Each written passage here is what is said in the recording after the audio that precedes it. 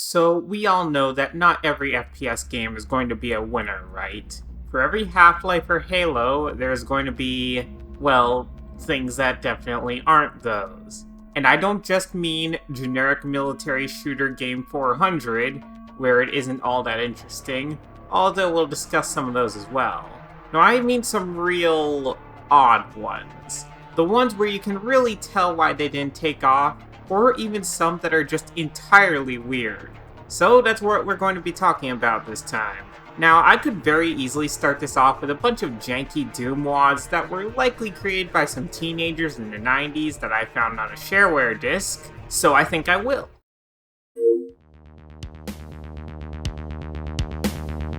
Consider this first segment just a small grab bag of Doom wads. I'll just pick about 10 of these at complete random. So let's begin with I guess this one. Castle.wad, made by Kurt Dillard in 1995.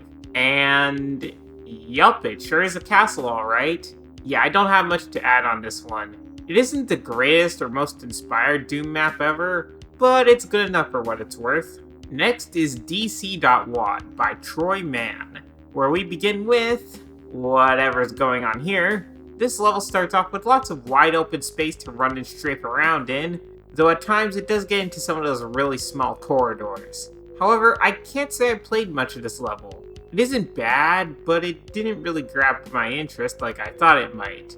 Also, I still have no clue what DC stands for. After that, however, we have Eduardo, made by Mike Cole.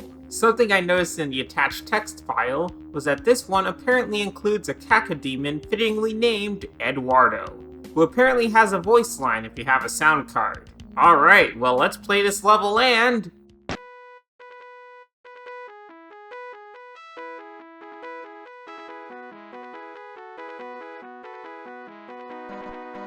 Okay, what on earth is this map going to be? So, a bunch of ammo. Oh wow, a cyber demon. Very original. Yep, that's right, buddy. Come on out here. Yeah, you're in my arena now. Alright, after taking care of him, as well as the other enemies in this room. Oh, there was a BFG in here.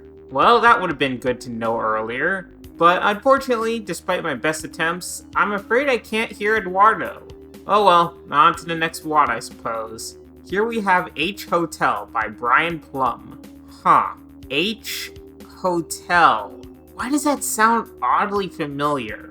But anyway, here we have a Hell Hotel. Helltel. Sorry.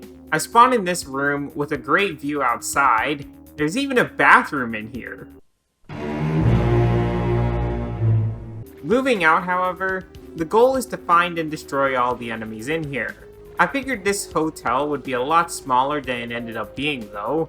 This is actually overall a pretty good wad, all things considered. I like the layout of the map, and it isn't so many enemies that it's overkill, but not so few that it feels like you're wandering around aimlessly with nothing else to do. This next wad is called Lost Mind by David Hill. I actually found this pretty fun to run around and just killing enemies, and I think I got quite far into it. There's just one problem though, and that's the fact that you can screw yourself over by falling into this pit here.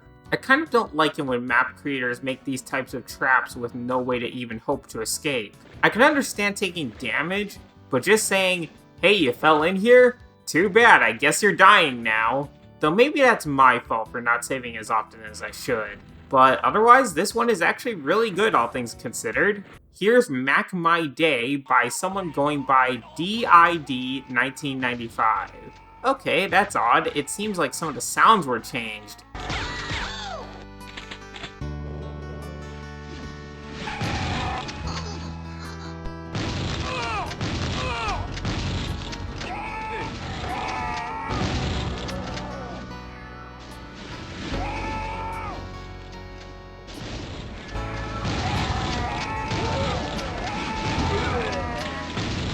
So I think the song and a few of the sound effects might have been changed just a little bit. And while this wad might seem like, did they have shitposts back in the 90s? Well, despite that, however, it was actually fun enough to just run through for a while. It only got really annoying when I got to the room where one gets mobbed by pinkies with basically no chance of escape. That part wasn't as fun. Our next WOD is Mangle by Danny Hyde, which is fine. Yeah, it's another fine Doom map, and I had an okay enough time playing it. It isn't particularly exciting or boring either for a bit, until we get to the Icon of Sin towards what I assume is the end of the map. I say assume because I died here and didn't want to go through the rest of the map again. Again, this is my cue that I need to be saving more often. Still, a decent map all around though. Here's Office by Joe Contrad, which takes place in the world's most barren office building. Yeah, not much to add here actually. Just run around here and kill enemies. It's a perfectly serviceable map, I just don't have much else to say about it. Psych is by someone who simply goes by Mark. This map seems to be a recreation of a Psych wing of a building. To start off we have... Oh, what the actual hell? Yeah, I'm not pistol starting that room. That and one other room are the real big surprises of this WOD. Oh, yeah, and a spider mastermind. Not super original, but actually fun enough to play through. And for the final Doom WOD for now, we have Pure Evil, which as the name suggests, actually isn't pure evil. It's more just annoying than anything else actually, boxing you in rooms with a bunch of enemies where it's difficult to find a way out. I don't have a ton to note about this one, since overall I think it's okay for what it's trying to do, but it's nothing groundbreaking.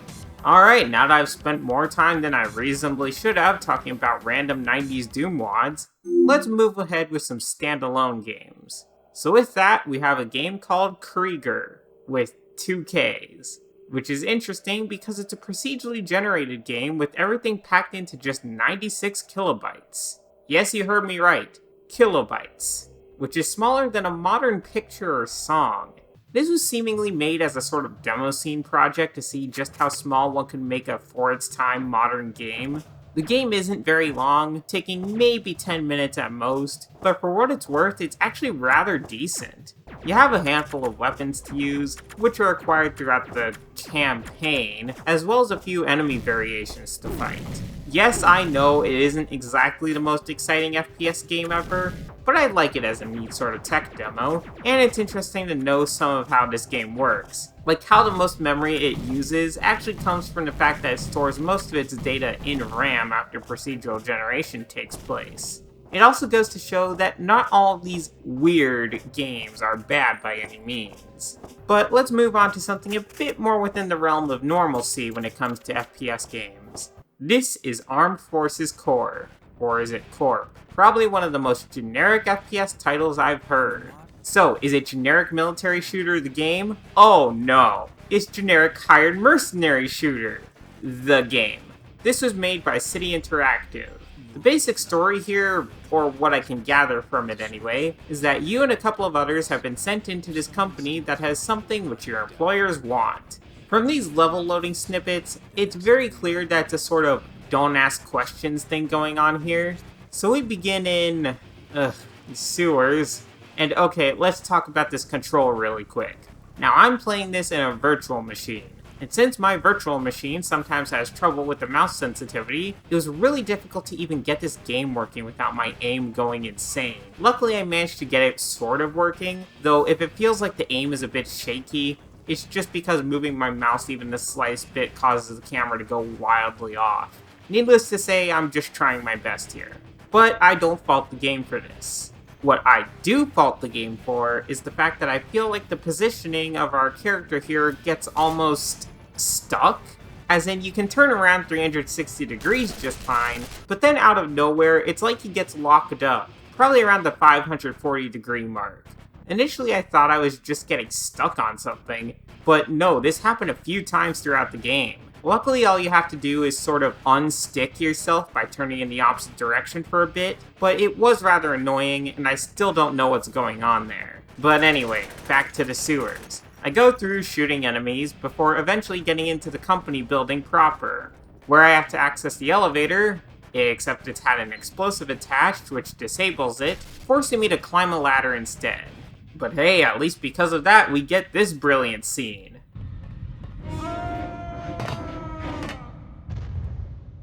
"10 out of 10 acting right there. After that, however, there's more fighting, though I'm told at one point, headshots only, which is going to be difficult with my very shaky aim, but luckily it seems like this is more of a suggestion than an actual requirement. I'd also like to mention now that the difficulty in this game is by and large non-existent. Sure, you can technically die, but that was more the fault of my mouse control rather than any actual difficulty on the game's part. And by the way, the only difficulties in the game are easy and normal. I couldn't find an actual hard mode here at all, even though this difficulty feels like it should be easy mode. I don't even have a health bar or anything, but instead the screen turns red with damage, so I just duck behind cover and wait to heal. But whatever, let's continue. So there's more getting into fights, and then into more of the office areas of the building. Also, can I just say I actually sort of like some of the interior design of this building. You know, as much as one can like soulless corporate building. I don't know, I think carpet and wood trim simply looks better for an office interior than corporate gray. Anyway, up next we have, wait for it, more shooting in very similar looking rooms over and over. What? Arg? What are you, some kind of German pirate or something? I just got the script like 5 minutes ago. Sure. After quite a bit of this, I finally get whatever it is we're looking for before being told to head up to the roof. I do this, we're told we have to wait a few minutes for the helicopter, and okay, I'm sorry, I have to complain about the difficulty again, because this waiting segment is a complete joke too. Something I did mention earlier was ammo as well as your other teammates. The teammates literally can't die, and not to a point of if they take enough damage they might eventually die, but as in I saw at least one of them getting continually fired at and spewing blood, but I guess that just didn't matter. But as for ammo, while I did have to switch weapons due to running out of ammo, I only really felt like I had to twice throughout most of the game, because the rest of the time I was flush with ammo. I've had that in other games as well where I didn't absolutely need to switch weapons, though in those games I felt like I had to make some attempt to maintain ammo or risk having to switch weapons. Here though, I had basically no issues, and when I did, I'd have to switch to a very similarly firing rifle. You can tell that the game is trying to incentivize weapon switching, but I guess it was also worried that it might scare people off from what I can only assume was intended to be baby's first FPS game, so they dialed back the difficulty and upped the amount of ammo. I'm not trying to be mean to this game, but the difficulty is seriously non-existent here, and it's starting to bother me. The roof though, yeah, I got so bored here because I felt like there was nothing to do, so I started wandering off before an automatic cutscene started playing. Unfortunately, the helicopter gets RPG'd by, one of our own crew. He takes the device we just stole, betrays us, and so we have to go chase him down. I go back down the building, but look, hang on, I think I figured out a way to fix the mouse controls. Now my aim won't be nearly as shaky, but where was I? Oh, right, into the sewers again, and then into the city area, which I guess is London given the underground signs. More fights through some raining city, with the rain effect being pretty decent for what it's worth, before moving into the underground proper, where our ex-teammate manages to get away. So it's time to hunt him down. Then there's, wait for it, even more fights and more office building type areas, before my teammate and I are headed down the tracks, and look out guys, it's the 5 frame per second train! But don't worry, we finally catch up to his train, but what a twist, he takes my teammate hostage, telling us to just leave and stop following him. Then we get a portion where, okay, I can't shoot him or really move for some reason, and he shoots me sideways? Oh, so that was a forced death then. Oh, wait, it wasn't? Alright, fine, well, I guess let's try that again then. Okay, cool, I got him this time. It just happens that for some reason, shortly after the cutscene ends, you can't shoot him. Why? I have no clue. After this, we give the key to the people who hired us, and when we ask what it's all about, we're told to basically stop asking questions. Oh, but we're not just going to take that now, are we? So, wait, why are the credits rolling? I mean, I'm sure it's because it was just one of those really long intro bits, right? No? That's the whole game? That's it? Okay, I can just tell from these credits that this was some Slav jank, which is sort of fair, and I had noticed it a bit before when I was looking at some of the additional details earlier on in the game. But why on earth is this game so short? For context, including the time I spent fixing the mouse issue, this game was just over an hour long. Yeah, I had my complaints about the game, mainly about it being way too easy, but it being super short too? I couldn't even believe it, so I reloaded a save just before the end of the game to make sure I wasn't missing something and didn't just get the bad ending. Well, that was quite an underwhelming game. Well, since this was super short, I guess it's on to the next FPS game, because I decided to try a few more anyway. Just so you know though, this was supposed to be the vast majority of the video. Oh well, let's continue. Up next we have this game, called Alien Infestation by Horrocks Interactive. We even get an opening comic page with some interesting English, which doesn't really tell us much. Maybe we're missing something here. But fine, let's just play the game. Wait a minute though. Oh no, this game looks like it's in third person. I thought this video was supposed to be about first person games. Well, yeah, but look, it has a first person mode. You know, when you're holding down the M key of all things, which is rather annoying to control. Anyway, the goal is simple. Run around, kill all the infected humans and aliens, and then... Actually, I don't know what you do after that. I was running around for a good while trying to figure out what I had to do in order to proceed. I'll also say that wandering around alone in this dark 3D environment is sort of eerie for some reason. What the fuck? I kept feeling like this game is going to jump scare me or something like a horror game. Luckily though, I know an exit out of the level, and that's to clip into this area, which happens just by walking there normally, which will then kill you. I guess our unnamed protagonist simply went into the back rooms or something. I don't know what's going on with this game, whether it's supposed to be the demo or the game's broken or something. Honestly though, I'm starting to lean towards the latter due to the abysmal performance of the game too. Sure, when nothing's on screen it runs fine, but as soon as there's more than one enemy on screen, the game begins to slow down really badly, to a point where it makes playing it quite difficult. And this isn't the VM's fault either, so I don't know what's going on. Either way, that game was sort of rough. This next game is called dabhdude, which is... uh-oh. Yeah, I can't exactly read most of that. I think this game was originally in Japanese, so I sort of had to fumble my way through the installer, including having to reinstall it, but as a free version, since the main game requires what seems to be some form of CD key. So after all of that, I finally managed to get to playing the game, but it isn't exactly what I had expected. Instead of what I thought would be an FPS, we instead get what would happen if you mixed Bomberman with an FPS. Sort of. It's an arena game where you use items to try and destroy your enemy, which is this thing. It almost looks like an opaque Chaos Zero, actually. It's an okay game after I got the hang of the rather obtuse tank-like controls, but there isn't a ton to write home about here. Though, then again, I didn't play in every single arena either. And now we have this game, simply called Grunt. From my understanding, this is a sort of tech demo and practice game for the creator. The controls aren't the greatest, such as with how moving is mapped to the arrow keys, and opening doors is middle mouse button of all things. I know I'm supposed to run around shooting a bunch of aliens, however, it always seems like the aliens manage to get just one more shot in compared to me, even with some of the fastest reaction time I can manage, given the controls. Maybe this is simply a control issue though, as for all I know this might be easier with WASD. I will say, however, that for a simple test game, it isn't bad.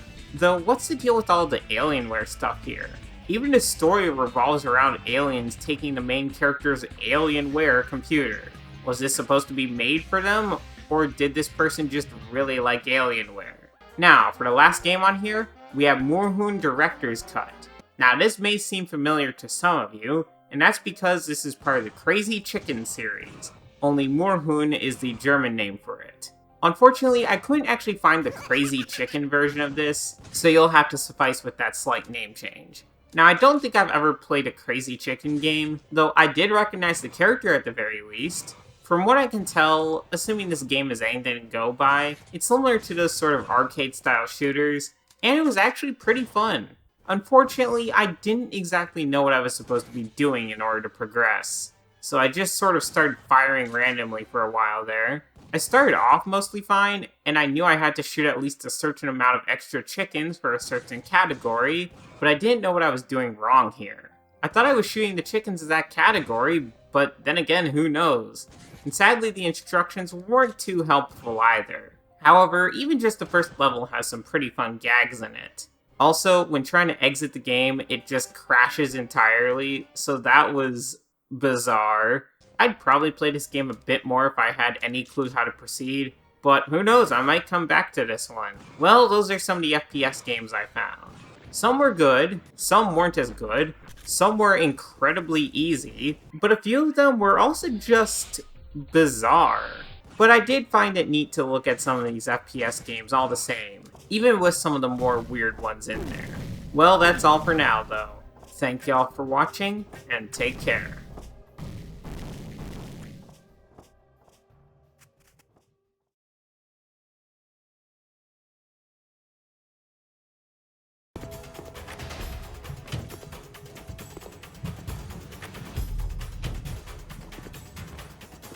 It's gonna be Hiroshima in here!